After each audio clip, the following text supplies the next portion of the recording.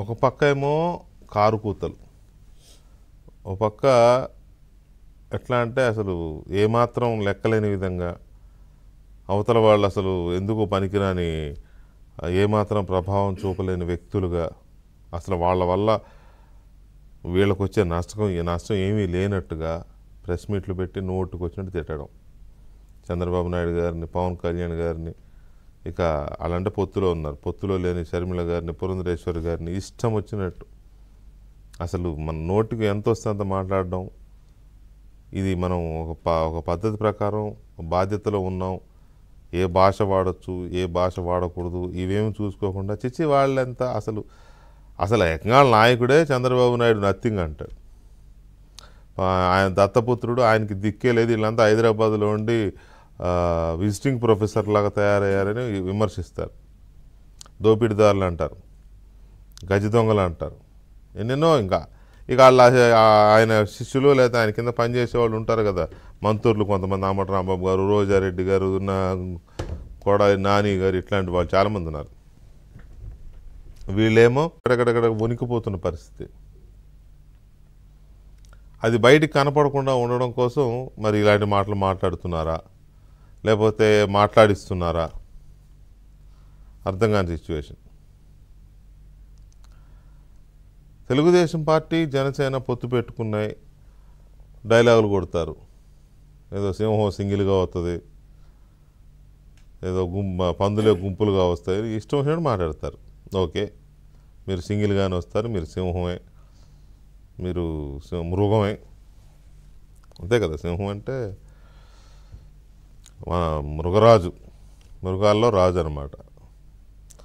So ఈ రకమైన పోలికలు పోల్చుకుంటూ ఒకవైపు మాట్లాడుతూ మేము సింగిల్గా ఏదో అక్కడికి మేము సింగిల్గా వస్తున్నందుకు మేమే గొప్ప అని చెప్పుకుంటారు ఒకవైపు మమ్మల్ని ఏకాకిం చేశారు, వాళ్ళందరూ ఒక్కటైపోయారు, మా మీద పోరాటం చేశారు, మళ్ళీ బేలం మాటలు.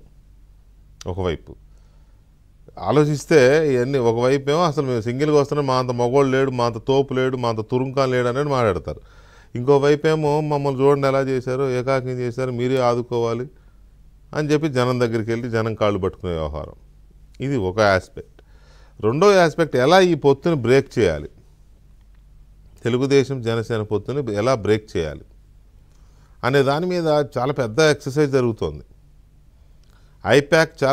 ఐప్యాక్ అనే సంస్థ పెట్టుకున్నారు కదా, వాళ్ళు అద్దెకు తెచ్చుకున్న సంస్థ ఉంది కదా, వాళ్ళ సలహాలు ఇవ్వడానికి, వ్యూహరచన చేయడానికి.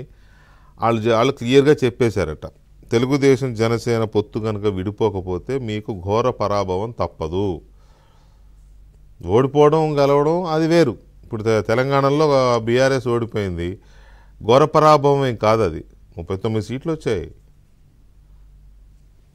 త్రుటిలో తప్పిన ఇది కాంగ్రెస్ పార్టీకి. సో ఘోర పరాభవం ఏం కాదు. కానీ ఇక్కడ వైసీపీ పరిస్థితి ఏంటంటే, వాళ్ళు చెప్పింది ఏంటంటే వీళ్ళిద్దరు పొత్తులో ఉంటే కనుక మీకు ఘోర పరాభవం తప్పదు అని. కాబట్టి ఎలాగైనా సరే ఆ పొత్తును బ్రేక్ చేయండి, బ్రేక్ చేస్తే గుడిలో మెల్ల అన్నట్టుగా ఉంటారు, లేదా ఇంకేమైనా మిరకిల్ జరగవచ్చు అని చెప్పారట. అందుకని ఇప్పుడు ఎలాగైనా సరే దాన్ని బ్రేక్ చేయాలి. అందుకని ఏం చేయాలి, రెచ్చగొట్టాలి. జనసేన ఫ్యాన్స్ ఉంటారు కదా, పవన్ కళ్యాణ్ ఫ్యాన్స్, వాళ్ళు కొంత యంగ్స్టర్స్ అయి ఉంటారు, ఎక్కువగా యూత్ ఉంటారు. సరే, కాపు సామాజిక వర్గంలో పెద్దలు చాలామంది ఉంటారు, మేధావులు ఉంటారు, అది వేరు. కానీ ఎక్కువ ఫ్యాన్స్ అనేవాళ్ళు ఎక్కువ యంగ్స్టర్సే, అంతా 25 లోపే మ్యాక్సిమం. ఏమైనా కొద్దిగా ఉంటే 25 to 30 ఉంటే ఇంకొద్దిగా ఒక పర్సంటేజ్ ఉండొచ్చు. వీళ్ళని రెచ్చగొట్టే విధంగా సోషల్ మీడియాలో లేనిపోని కథలు కథనాలు అల్లడం. దానికోసం ఇప్పుడు వైసీపీ ఏం చేసిందంటే కొన్ని సోషల్ మీడియా గ్రూపుల్ని అద్దెకు తీసుకుంది, డబ్బులు ఇచ్చి కోట్లాది రూపాయలు. అసలు అన్ని డబ్బు కుమ్మేస్తున్నారన్నమాట ఈ సోషల్ మీడియాకి, యూట్యూబ్ ఛానళ్ళకి, వీళ్ళకి కోట్లాది రూపాయలు కుమ్మేసి ఏం ప్రచారం చేస్తున్నారు అని అంటే, ఏదో కొట్టుకుంటున్నారు ఇద్దరు, టీడీపీ జనసేన ఇద్దరు కొట్టుకుంటున్నారు. ఒక ఆయనేమో పవన్ కళ్యాణ్కి సీఎం పదవి ఇవ్వాలని ఒక ఆయన అంటాడు, లేకపోతే సాగినాడు అనమాట.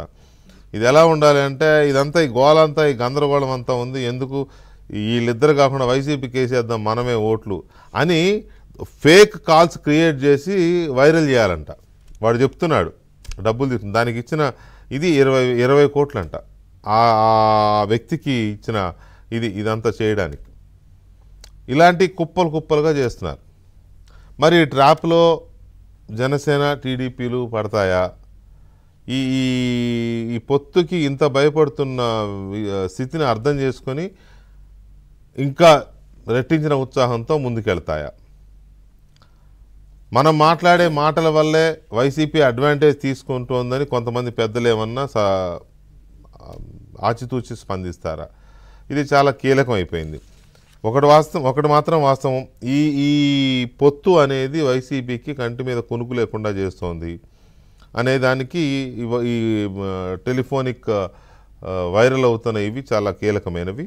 దీని మీద ఎందుకు ఇంతగా జగన్మోహన్ రెడ్డి కంగారు పడిపోతున్నారు పొత్తును చూసి? ఐపాక్ ఏమని రిపోర్ట్ ఇచ్చింది అనే అంశాలు చర్చిద్దాం మనం. చర్చలో మనతో సీనియర్ జర్నలిస్టు రాజకీయ విశ్లేషకులు